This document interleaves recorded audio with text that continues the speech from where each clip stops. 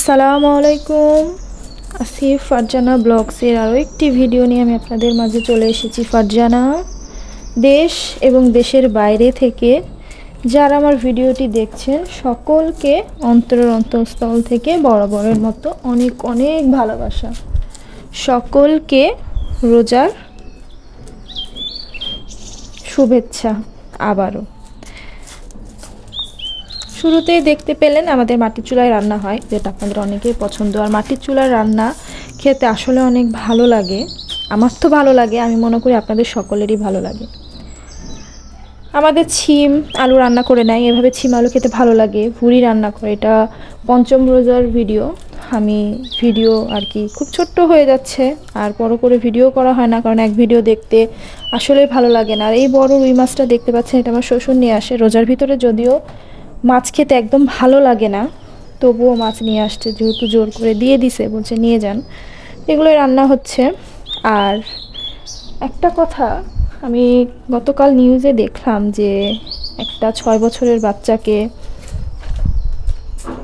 আর কি রেপ করা হয়েছে। এটা আসলে খুব আমাদের দেশের জন্য দুঃখজনক যে এই রেপের বিচার একদমই নাই।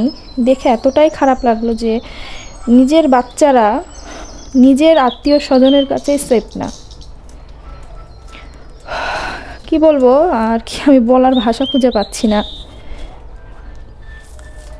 নিউজটা দেখে আমার এতটাই খারাপ লেগেছে যে নিজের বাচ্চা যদি নিজেদের কাছে সেফ না থাকে, যেসব মা চাকরিজীবী তারা কি করবে। এই যে দেখতে পাচ্ছেন বাগান বিলাস ফুল, এই ফুলগুলো আমার ননদিনীরা আমাকে গিফট করেছে। তার আবার এসে বলছে ভাবি নাও, হাঁটু গেড়ে বসে আমাকে ফুল গিফট করছে।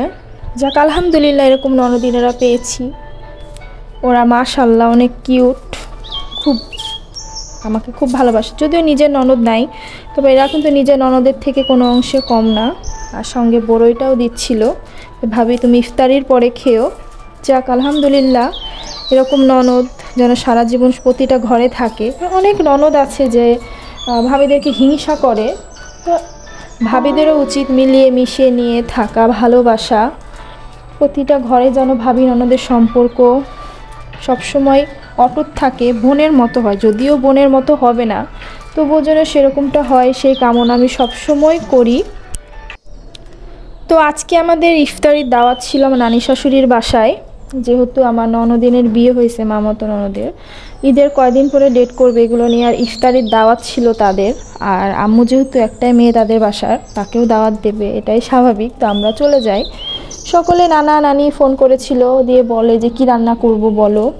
তো আমি মজা করে আর কি বলি যে বিরিয়ানি বা কাচ্চি বিরিয়ানি, কিন্তু আসলে যে সেটা করবে জানি না। বাসায় যাওয়ার পরে আমাকে আমার নানা শ্বশুর বলে যে তুমি বললা, এই জন্যে আমি বিরিয়ানি রান্না করেছি। আর বিরিয়ানি খেয়ে নিই, বিরিয়ানি বড় মামি শাশুড়ির হাতে, যাক আলহামদুলিল্লাহ অনেক মজা হয়েছে। এর মাঝে আমার বরের পার্সেল আছে, সে বসতে পারে না, পার্সেলটা নিতে চলে যায়। আর এদিকে আমি খাই, দুজন খাওয়া শেষ করে বাসায় চলে আসি।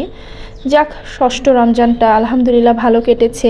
আর রোজার মাসে এই যে ইফতারির দাওয়াত, সব আত্মীয় স্বজনের বাসায় আমার খেতে খুব ভালো লাগে। আপনাদের কার কার ভালো লাগে অবশ্যই জানাবেন। এটা কিন্তু একটা রহমতের মাস। তো আজকের ভিডিওর কোনো অংশে ভালো লেগে গেলে আমার সকলে পাশে থাকবেন। আসসালামু আলাইকুম, আল্লাহ হাফেজ। সকলের সুস্থতা কামনা করি।